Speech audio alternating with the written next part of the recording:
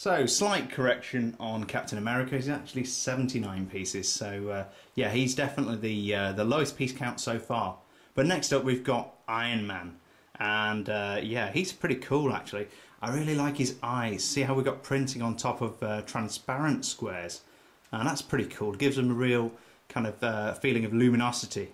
Again, you've got these really nice printed pieces, no accessories in his hands. But yeah, he's pretty cool. Let's just straighten that up. There we go.